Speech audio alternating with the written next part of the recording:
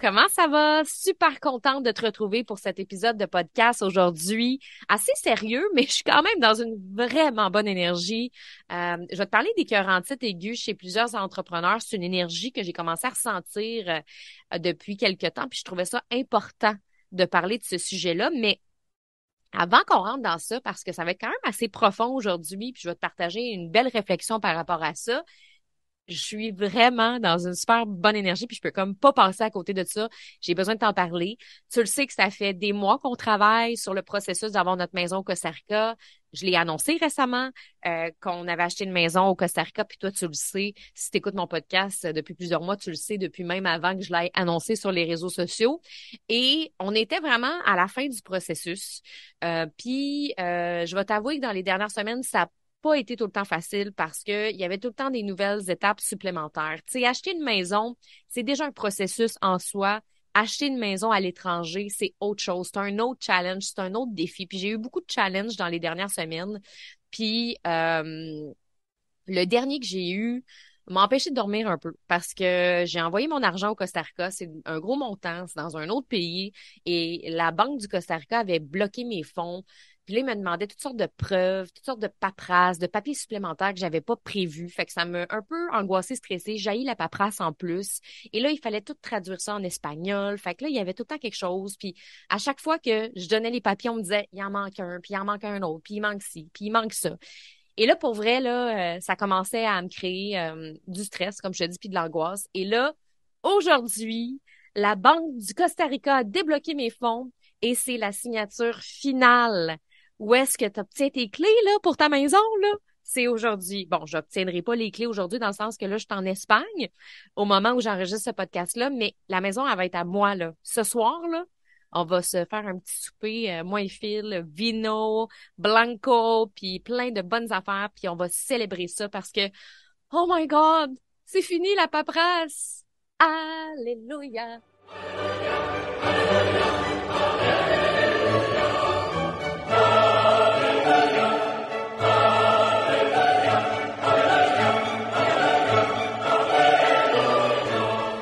Bon, merci Phil d'avoir mis Alléluia parce que honnêtement, si j'avais chanté plus longtemps, probablement que tu serais parti, hein? Parce que je suis pas la meilleure chanteuse au monde. Mais je suis vraiment contente, vraiment excitée. Puis, je pense que ça va être le fun que je sois dans cette énergie-là aujourd'hui parce que le sujet est quand même assez sérieux, quand même assez deep, quand même assez profond. Donc, le fait d'avoir cette belle énergie-là, ça va peut-être amener ce sujet-là un peu plus sérieux à l'alléger un peu. Ça va peut-être me permettre d'alléger un peu ce sujet-là qui est un peu plus sérieux. Mais en même temps, je trouvais ça hyper important d'en parler parce que j'ai remarqué récemment qu'il y avait une grande baisse d'énergie générale dans le monde de l'entrepreneuriat, autant avec mes clientes que mes amis entrepreneurs, puis les leaders avec qui j'ai eu des belles discussions ces derniers temps. Et c'est comme si je ressentais une espèce d'écœur en tête aigu chez plusieurs entrepreneurs. Puis moi-même, je l'ai ressenti. Je sais pas si t'es là-dedans. Peut-être que t'es dans une bonne phase, peut-être que t'es dans une bonne vibe, et tant mieux. Ça va peut-être t'aider à aider tes amis, par exemple, ou tes clientes qui ont peut-être cette énergie-là ces temps-ci, parce qu'il y en a beaucoup qui ont vécu une espèce de baisse au niveau de l'énergie, de la motivation, puis le mindset. Et on pourrait dire que c'est de la faute à l'automne, que c'est parce qu'on n'a pas pris assez soin de nous, que c'est peut-être une déconnexion de notre why, mais cette fois-ci, c'est pas ça. Cette fois-ci, c'est autre chose. Et c'est pour ça que j'ai eu envie de t'en parler parce qu'habituellement, quand on sent une écœurantite aiguë, c'est beaucoup parce qu'on est dans notre excès d'énergie masculine, on travaille fort, on travaille dur, on prend moins de temps pour nous, on médite moins, des fois on est déconnecté, mais là, pour vrai, c'est pas ça. C'est autre chose. Parce que moi, premièrement, j'ai commencé par m'observer moi, puis là, je me disais, ben, honnêtement, là, si je me dépose un peu, je me sens écœurée, mais hyper connectée. C'est fucké. C'est vraiment fucké. C'est comme si je me sentais écœurée, mais connectée dans le sens que mon why il est fort, il est toujours là, toujours très puissant. Ma vision est claire, je sais où je m'en vais. Puis je prends soin de moi. Je fais mon workout tous les matins. J'ai commencé à méditer. Je marche. J'ai accès à du soleil, moi, ici en Espagne. Euh, et tout est là. Je me sens connectée, puis je prends du temps pour moi, puis je maintiens ma routine quotidienne, mais pourtant, il y avait quelque chose à l'intérieur de moi qui passait pas. Fait que là, ben, je me suis mis à jaser avec des amis pour leur dire comment je me sentais. Ils m'ont dit, hey, tu sais quoi, je me sens de même. Ah ouais? Puis là, je me suis mis à jaser avec des leaders de mon domaine, des coachs, des gens qui sont dans mon domaine, puis ils m'ont dit, crème, je me sens de même. Puis là, je me suis mis à jaser avec des clientes. Hey, je me sens de même. J'ai fait, OK, là, il y a quelque chose qui se passe présentement. Et là, moi, dans ce temps-là, il faut que j'essaie de comprendre. Fait que il y a le côté énergétique où est-ce que énergétiquement, je sentais qu'il y avait quelque chose qui cloche, mais la petite intello en moi, là, celle qui a besoin de comprendre les choses, j'ai eu besoin de m'asseoir puis d'essayer de prendre toutes les réponses de tout le monde pour en venir avec une conclusion de cette écœurantite aiguë qui se fait ressentir dans le monde de l'entrepreneuriat actuellement.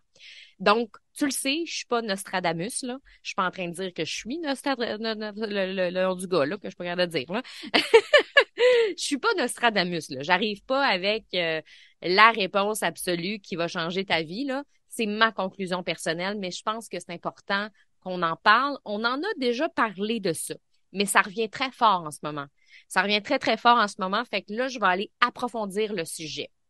Donc, qu'est-ce qui fait qu'en ce moment, il y a plein de femmes entrepreneurs qui se sentent dans une écœurantite aiguë, même si pourtant leur why semble clair, que leur routine du matin est toujours dans leur vie. Elles prennent du temps pour elles, mais pourtant, il y a quand même cette écœurantite aiguë-là qui est là. Puis ça affecte leur mindset, ça affecte leur énergie, ça affecte aussi leur motivation. Ben, la pandémie a secoué l'entrepreneuriat, puis on vit en ce moment les conséquences plus que jamais actuellement. Je veux qu'on parle de tout ça. On va parler de ça, puis on va parler aussi du retour du balancier, des raisons qui expliquent la baisse de clientèle de certaines filles présentement, puis de la nouvelle ère sur le web. Fait qu'il y a bien des petites choses qu'on va traiter. La raison, c'est la pandémie, mais il y a plein de choses qui découlent de ça, puis c'est ça qu'on va aller approfondir aujourd'hui. C'est une réflexion, évidemment, mais qui va sans doute beaucoup t'aider pour la suite des choses. Parce que ça se peut que tu sentes que, en plus que ton énergie est peut-être un peu plus basse, puis que t'es écœuré, peut-être que c'est un peu moins facile présentement d'avoir des clients. Peut-être que c'est un peu moins facile d'accéder à l'abondance. Mais c'est toutes des choses qu'on va parler dans les prochaines minutes, puis dans cet épisode de podcast-là. Mon but, c'est que tu ressortes le cœur le plus léger. Ça veut pas dire que tu seras plus écœuré après cet épisode-là, mais par contre, je pense que ça va te donner un boost de motivation puis d'espoir pour la suite. Il y a des belles choses qui s'en viennent, mais à un moment donné, on est dans cette période-là, puis il faut qu'on en parle. Fait que la pandémie a secoué l'entrepreneuriat, puis on vit actuellement les conséquences. Fait que t'es pas surprise quand je te parle de ça. On le sait que la pandémie a clairement secoué l'entrepreneuriat à plusieurs niveaux. On a vécu une grande division aussi au niveau de la richesse. Il y a certains entrepreneurs sur le web qui ont vécu des grandes périodes d'abondance, puis il y a d'autres entrepreneurs qui ont vécu des périodes vraiment difficiles. Commençons par ceux pour qui ça a bien été. Il y a bien des entrepreneurs qui ont réussi à bien se positionner pendant cette période et ils ont vraiment bénéficié d'un boom, de ce boom du web en goûtant à l'abondance, autant de clientes que d'argent que de visibilité. Je le sais, quand j'ai lancé ma cohorte, juste après mars 2020, c'était comme au printemps, j'ai lancé ma cohorte des communicatrices flyées. J'ai jamais eu autant de visibilité dans mes lives, jamais eu autant de visibilité dans mes événements. C'était hyper facile d'aller amasser des courriels. Je me souviens plus du coût du leads, mais ça devait me coûter 1 pièce, 2 pièces le leads. C'était vraiment pas cher. Autant la publicité était pas chère, autant que l'algorithme était le fun, que ça allait bien, là. Tu sais, c'était facile. Puis ça a été un super gros lancement, mon lancement du printemps. Je pense que c'est 160 femmes qui sont rentrées dans ma cohorte et c'était super facile autant pour moi que mes clientes avec qui je travaillais de faire des lancements dans les 6 chiffres. 2020-2021, faire des lancements dans les 6 chiffres, là, c'est un peu la norme. Et là, quand je dis un peu la norme, c'est pour les filles qui étaient bien positionnées, évidemment. Dans le sens que si la personne avait un bon message, une bonne communication, des bons réseaux sociaux, ben souvent, la personne réussit à vendre assez facilement. Puis moi, les filles qui ont travaillé avec moi, ça allait super bien. En général, pas toutes, évidemment, mais il y en a beaucoup pour qui ça allait super bien. Il y a des filles en plus qui commençaient sur le web, qui ont vécu des grandes propulsions, des grandes ascensions. Fait que ça a été vraiment une période d'abondance pour plusieurs personnes. C'est tout à fait normal aussi parce que tout le monde était sur le web. Parce que, évidemment, ben, plusieurs commerces fermaient, les gens étaient à la maison. Fait que, tu sais, c'est sûr qu'il y avait plus de gens qui étaient sur le web, ça a énormément augmenté. On parle d'une augmentation de 300% de la consommation sur le web. Donc, c'est clair que à ce moment-là, ben, il y avait plus de gens qui achetaient aussi en ligne, puis il y en a qui découvraient aussi l'achat en ligne. Donc, moi, j'avais des clientes qui expérimentaient des résultats phénoménaux. Moi-même, vivais des résultats extraordinaires. Puis, euh, ça a aidé beaucoup. Ça a aidé beaucoup, beaucoup d'entrepreneurs. Puis on était dans une bonne vibe, on était dans une bonne énergie pour celles à qui ça arrivait.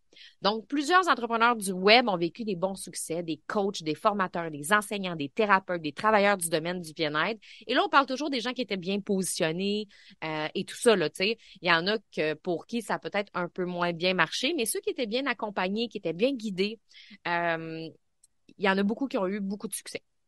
Puis d'un autre côté, on regarde l'autre bord. Il y a eu des entrepreneurs pour qui ça a été très difficile, cette période-là. Fait que c'est important aussi qu'on en parle. Il y a des gens qui ont vécu une grande abondance et d'autres, c'était le contraire. C'était une décroissance de leurs acquis. Là, on pense tout de suite aux restaurateurs, aux personnes dans le domaine du voyage, ceux qui ont eu à fermer leur commerce en présentiel. Peut-être que toi, tu fais partie de ces gens-là qui ont dû fermer ton commerce. Moi, j'en ai des clientes qui ont dû fermer leur commerce, puis c'était vraiment pas facile. Il y en a qui ont fait faillite. Il y a des personnes qui ont vécu des grands bouleversements. Il y en a qui se sont endettées. Puis, il y a plusieurs personnes qui se sont retrouvées dans des périodes de questionnement puis des transitions professionnelles. Fait qu'il y a beaucoup de personnes qui ont vécu des grands crashs émotionnels ou des problèmes financiers aussi à ce moment-là.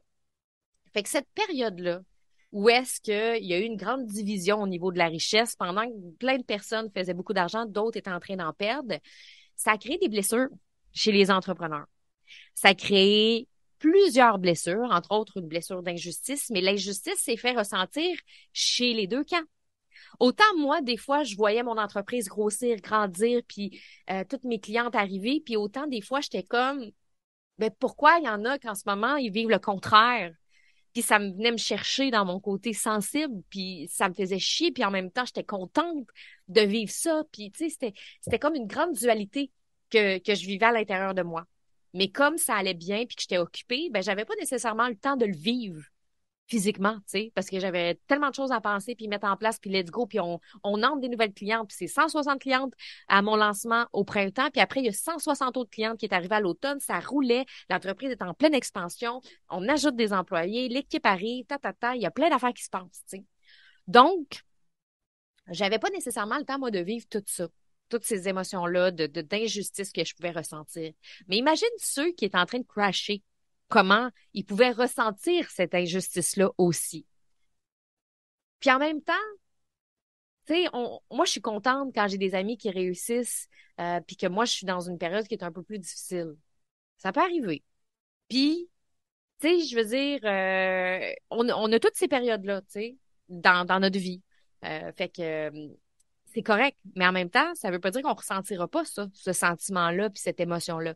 Fait que bref, ce sentiment d'injustice que les gens ont ressenti, puis ceux qui, justement, étaient en train de crasher, puis voyaient les gens s'élever, ben c'était pas facile pour eux non plus. Il y avait cette espèce de sentiment d'injustice, puis l'injustice, pas juste quand tu te comparais aux autres. C'est l'injustice dans la société, l'injustice qui se passait à plein de niveaux. Fait que ça a été très difficile, toutes ces blessures-là qu'on a vécues. Et là, aujourd'hui, qu'est-ce qui arrive? C'est qu'aujourd'hui, c'est comme si on revient un peu à la normale, mais revenir à la normale, c'est aussi le moment où est-ce que le corps, des fois, réagit. C'est là qu'on réalise que on a vécu des traumas. C'est là qu'on réalise qu'on a des blessures qui n'ont pas été complètement guéries, puis que c'est là qu'on les vit. Puis c'est là qu'on les ressent parce que c'est là qu'on a le temps, puis aussi parce qu'en ce moment, il y a une baisse. Il y a une baisse d'intérêt. L'algorithme a changé. Il y a plein d'affaires qui ont changé qu'on va parler dans les prochaines minutes et ça fait en sorte que là, c'est le temps de ressentir les choses puis on n'est pas vraiment bien. C'est comme si on ressent tout ce qui s'est passé dans les 2 dernières années puis que physiquement, oh, on n'avait peut-être pas exploré certaines parties de nous. On n'avait peut-être pas exploré ce blocage-là qu'on a au niveau de la gorge, au niveau du ventre. On n'avait peut-être pas exploré tout ça. Donc, en ce moment, notre corps est toujours en train de transcender certaines choses. énergétiquement, mentalement, physiquement. Donc, c'est le retour du balancier. En ce moment, on est en train de vivre un retour du balancier. C'est pour ça que je t'ai dit, je suis pas Nostradamus ici. Là, je suis pas en train de te dire que j'ai la vérité absolue. Je fais juste donner ma façon de penser, puis ma vision, puis ma philosophie, puis comment je vois les choses. Puis moi, ce que je vois présentement, c'est comme si on est en train de vivre un retour du balancier. Et pour certains entrepreneurs qui ont vécu une grande période d'abondance, les lancements sont plus difficiles. Il y en a qui vivent des lancements plus difficiles. Moi, j'ai des clientes que je coachais il y a de ça 2 ans qui vivaient des lancements dans les 6 chiffres à 100 000 aujourd'hui, ont l'impression de courir après leur clientèle. Leur engagement est à la baisse et c'est pas aussi facile et fluide que c'était. Il y a beaucoup de filles présentement qui ont l'impression de forcer pour avoir du succès. Mais il y en a d'autres que c'est le contraire. Là, ça commence à payer tous les efforts des 2 dernières années. Parce que pendant que certaines vivaient du succès, d'autres étaient en train de créer leur base solide. Puis celles qui ont créé leur base solide pendant les 2 dernières années, là, vivent des succès. Alors que celles qui étaient dans cette grande vague d'abondance n'ont pas nécessairement eu le temps pour ça. C'est sûr qu'il y a plusieurs raisons. Puis on peut pas mettre tout le monde dans le même panier.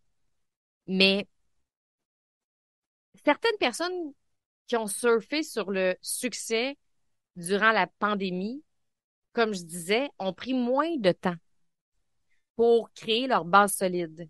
Et ça veut dire de s'arrêter pour analyser nos processus, nos procédures, notre structure, nos systèmes. Et c'est comme si on arrêtait de prendre nos cours de surf. Mettons, là, si t'en vas surfer une journée, on prendra pas moi en exemple parce que je suis pas la meilleure surfeuse au monde, mais j'en ai des amis qui surfent super bien. Imagine si t'en vas surfer une journée, puis là, tu vis un super moment, t'es bien, tu te sens à l'aise dans ton élément, tu maîtrises la vague, là, c'est comme wouhou! Tu peux pas penser que ça va toujours être comme ça. Tu peux pas penser que demain, puis après-demain, puis l'autre journée d'après, puis quand tu vas changer de pays, puis quand tu vas changer d'endroit, ça va toujours être de même. C'est pas parce que tu as une bonne journée où tu maîtrises la vague que tu vas toujours la maîtriser. Les vagues, c'est pas stable. Et tous les surfeurs que je connais me disent que c'est toujours une surprise. Des fois, tu penses que tu es rendu assez bon pour maîtriser la vague, mais tu peux pas. Parce que l'élément de l'eau, c'est un élément qui est tellement puissant. Puis la nature est là pour te ramener. La nature est là pour te faire vivre des leçons. Puis tu peux pas avoir un ego qui est trop fort parce que ça se peut que des fois tu reçoives la planche d'en face. Puis que même si hier t'étais super bonne puis que tout le monde te regardait, waouh, t'es donc bien, ça se peut que tu reçoives la planche d'en face aujourd'hui. Ben c'est un peu ça. Les surfeurs qui ont la philosophie du surf aussi en eux, souvent ceux qui sont pros, ils pratiquent constamment leur technique. Ils savent que c'est pas parce qu'ils ont une bonne journée que le lendemain, ça va être ça, puis qu'ils continuent de pratiquer, de s'entraîner, d'observer les meilleurs aussi pour s'inspirer. Si tu laisses la technique de côté, l'entraînement, puis que tu arrêtes d'observer ce qui se passe, parce que tu dis, ben non, mais moi, je maîtrise la vague, ben ça se peut que ça te rattrape. Et c'est exactement ce qui s'est passé chez plusieurs entrepreneurs. Ceux qui étaient en train de surfer la vague, là, puis que ça allait bien, puis wouhou, les clientes, l'argent, nanana. Est-ce que leur processus, leur procédure, leur structure était vraiment bien solide? Pas nécessairement. Il y en a que oui, parfait. Puis il y en a qui continuent à avoir du succès aujourd'hui, puis c'est correct. Mais il y en a que non. Il y en a qui n'ont pas eu le temps de créer leur base, puis c'est pas nécessairement de leur faute parce que ils ont tellement eu d'autres choses à penser qu'ils n'ont pas pris le temps de faire ça. Moi, aujourd'hui, c'est ce que je suis en train de faire avec plein de clientes en privé. Les aider avec leur processus, les aider avec leur procédure, les aider avec leur structure, leur tunnel d'attraction.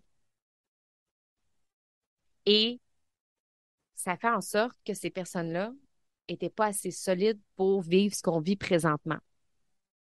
Et qu'est-ce qu'on vit présentement? Ben, des changements.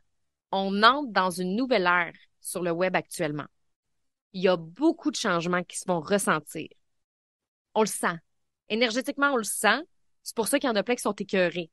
C'est pour ça qu'il y en a plein qui sont fatigués, épuisés, puis pourtant, me semble, ton why est clair, me semble, tu sais où c'est que tu t'en vas. tu prends soin de toi, tu prends des marches, tu médites, puis malgré tout, ça reste là pareil. C'est parce que c'est trop fort ce qui se passe présentement. Il y a plein de changements. Les changements concrets, là, c'est que l'algorithme a changé depuis 2 ans. C'est devenu de plus en plus difficile d'obtenir de l'engagement pour plein de raisons, parce que oui, l'algorithme a changé, mais il y a de plus en plus de monde sur le web. Le marketing est en train de se transformer. On parle du Web 3, de metaverse, d'intelligence artificielle. Peut-être que juste ces mots-là te donnent mal à la tête, puis c'est correct. Mais justement, en même temps, faut pas se fermer les yeux. Il y a beaucoup de choses qui se passent. Ce qui fonctionnait sur les réseaux sociaux il y a 1 an ne fonctionne plus. Ça crée des frustrations parce que peut-être que tu avais une façon de faire, tu avais une façon de créer, ça fonctionnait bien, tu avais de l'engagement, ça marchait bien, la clientèle rentrait, puis là, tu fais la même affaire que v'là 1 an, puis ça marche pas. C'est frustrant. Puis crois-moi que ça m'est arrivé moi aussi, de me dire, voyons, il me semble que je faisais ça avant, ça marchait bien. Ben, plus aujourd'hui. Et là, on a plusieurs choix, hein, à ce moment-là, soit qu'on reste dans cette frustration-là, puis qu'on dit, ben c'est ça marche pas, nanana, et qu'on se remet en question, qu'on se pointe du doigt comme si c'était de notre faute, ou qu'on observe ce qui se passe à l'intérieur de nous puis à l'extérieur aussi. Ces changements-là là, qui se passent présentement au niveau de l'algorithme, au niveau du marketing, au niveau des réseaux sociaux, le fait qu'il y a de plus en plus de nouveaux réseaux, de nouvelles tendances, la technologie se développe à une vitesse folle, ça j'en parle souvent. Tout ça, là, ça crée des changements. Puis ça crée beaucoup de choses à l'intérieur puis à l'extérieur. Autant on essaye de suivre le bateau, puis là, let's go, faut que j'embarque dans le prochain bateau, puis let's go, puis on dirait qu'on manque toujours le bateau.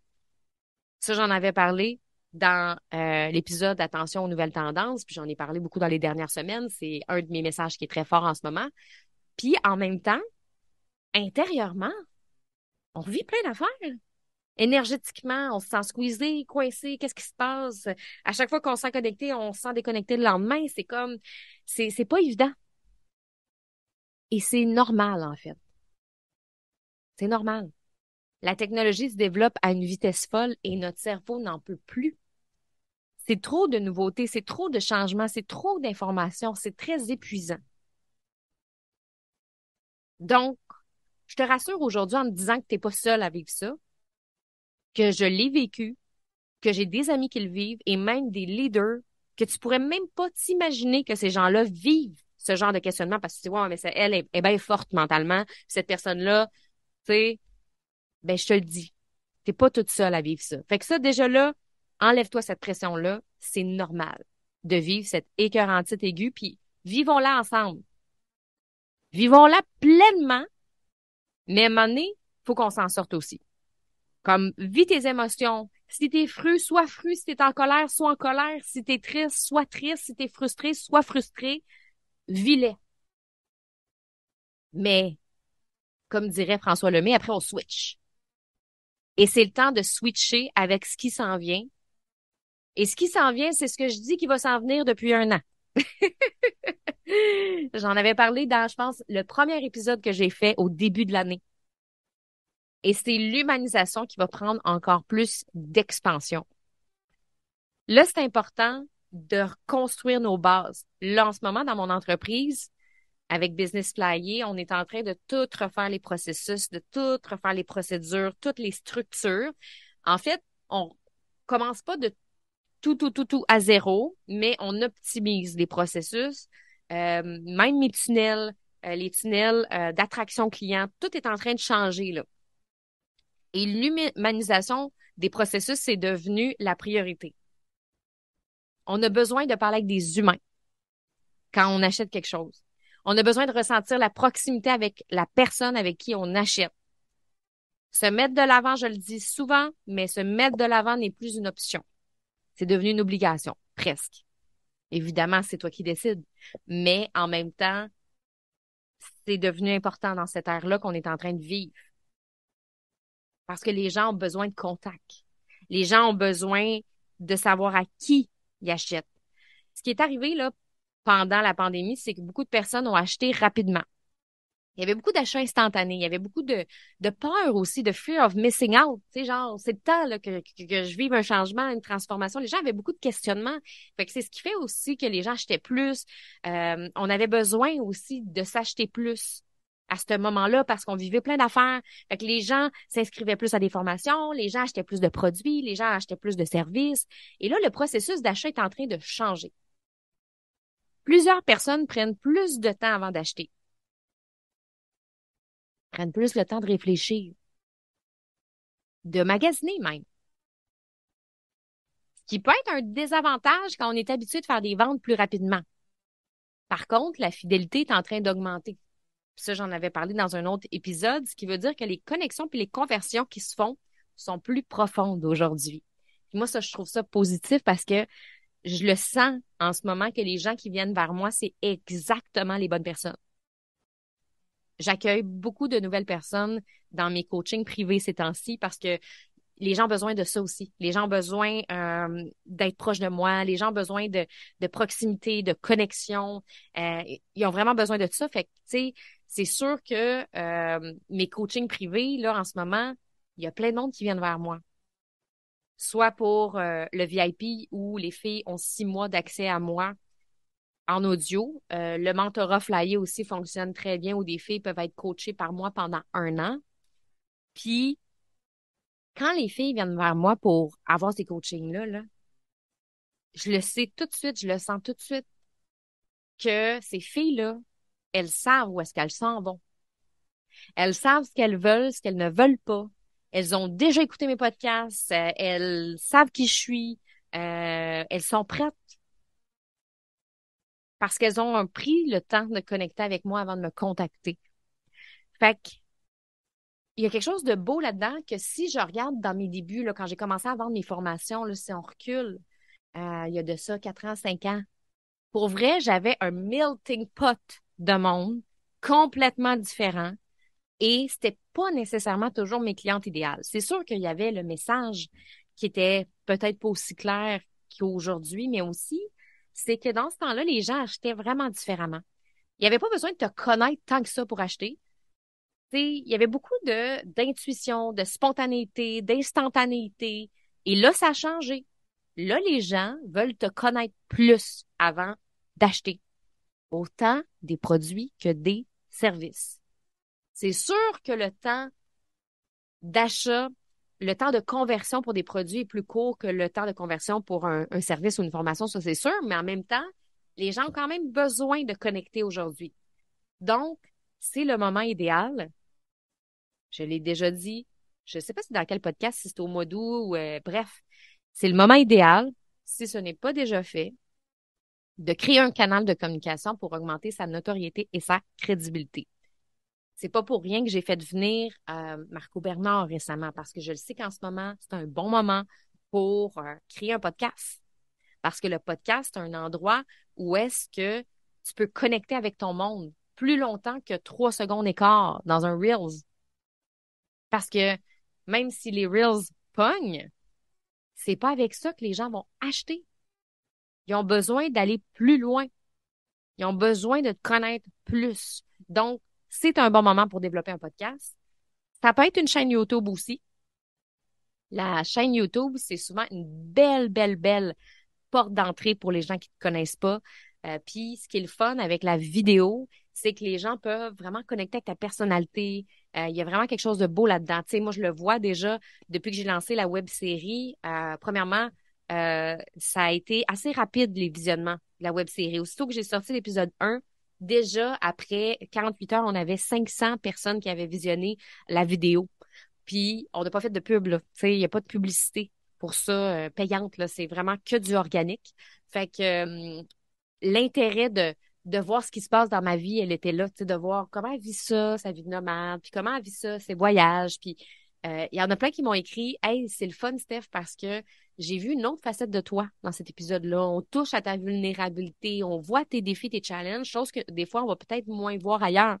Parce que oui, vous les entendez en podcast, puis oui, j'en parle dans mes lives, mais on dirait que de le voir dans la vie réelle, pendant que je vis vraiment ma vie, c'est une autre chose. Fait que clairement que ça, c'est une belle porte de connexion.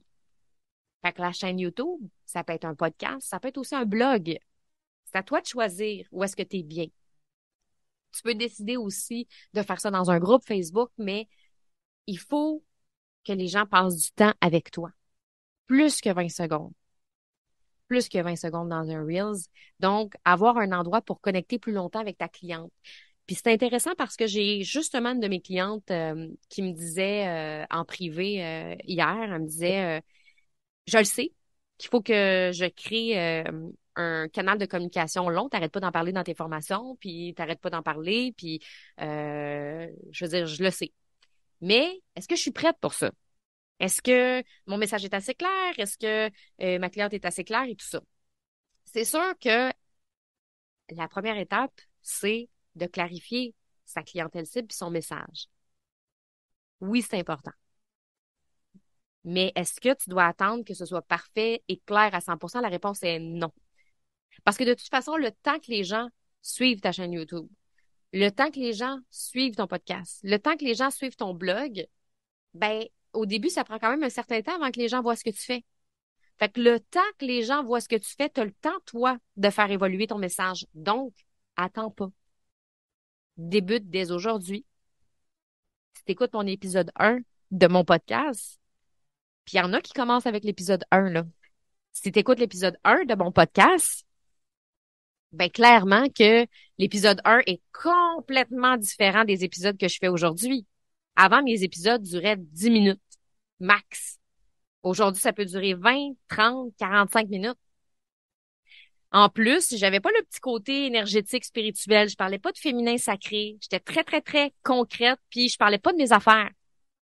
Je parlais pas de ma personnalité, je parlais pas de mes histoires, je parlais pas de ce que je vivais. Donc, tu vois, moi aussi, j'ai évolué. Et aujourd'hui, je suis fière quand même de mon épisode 1 parce qu'il y avait du bon là-dedans, puis les gens qui vont suivre de l'épisode 1 à aujourd'hui vont voir l'évolution aussi. Fait que attends pas d'être prête à 100% parce qu'on l'est jamais. Commence dès maintenant à penser peut-être à un canal où est-ce que tu pourrais développer un contenu de qualité. Et évidemment, c'est important de savoir à qui on parle, puis de savoir aussi c'est quoi le message qu'on veut passer dans les prochains mois. Puis je t'invite à réfléchir à tout ça, à ce que je t'ai dit aujourd'hui, au fait que t'es pas toute seule à être écœurée, à ressentir une baisse d'énergie, de motivation, peut-être d'avoir le mindset un peu plus fragile en ce moment. T'es pas toute seule parce qu'il y a beaucoup de changements, il y a beaucoup de transitions, il y a beaucoup de transformations et on a besoin de reprendre notre souffle un peu. De reprendre notre souffle pour créer cette nouvelle ère qui s'en vient. Donc, je t'invite à réfléchir à ce que je t'ai partagé aujourd'hui, voir est-ce que ça fait du sens pour toi. Si oui, tu pourras venir me partager ça, évidemment, en story. Là, ça, c'est l'histoire de ma vie. Il y a tout le temps quelqu'un qui arrive avec une tondeuse quand je suis en train de faire une vidéo, d'enregistrer un podcast. Fait que je sais pas si tu l'entends, mais là, le podcast se termine, fait que tu l'entendras plus. Mais je t'invite à réfléchir à tout ce que je t'ai partagé aujourd'hui, puis je suis en train de te préparer un 2 jours gratuit en novembre prochain. Tu peux déjà écrire les dates à ton agenda. C'est les 3 et 4 novembre prochains. Ça va être 2 journées vraiment incroyables où on va travailler sur cette humanisation-là dans tes communications. Je vais te proposer un 2 jours pour créer ton plan de contenu flyé pour te positionner dans cette nouvelle ère qui est en train de prendre forme sur le web. Donc, on va aller travailler ensemble 3 mois de contenu et ça va être complètement gratuit. Fait que j'ai vraiment super hâte, puis je vais te parler de tout ce qui s'en vient, cette nouveauté-là, la façon de penser qui est différente aussi, le fait que peut-être que tes stratégies d'avant marchent plus aujourd'hui, puis que les réseaux sociaux ont changé, ça va être vraiment trippant ces 2 jours-là. J'ai full hâte d'être avec toi. Tu vas pouvoir t'inscrire à peu près dans 2 semaines. D'ici là, si c'est pas déjà fait, inscris-toi à mon groupe Manifeste tes 5 voix. J'ai mis le lien dans les notes du podcast. Comme ça, ben, tu vas le savoir avant tout le monde quand ça va être possible de s'inscrire à cet événement-là gratuit. Puis, je veux juste que tu saches que ça va bien aller. Ça me fait rire de dire ça, mais ça va bien aller. Honnêtement, je pense que, tu sais, quand on conscientise les choses, puis qu'on trouve des réponses après, c'est plus facile.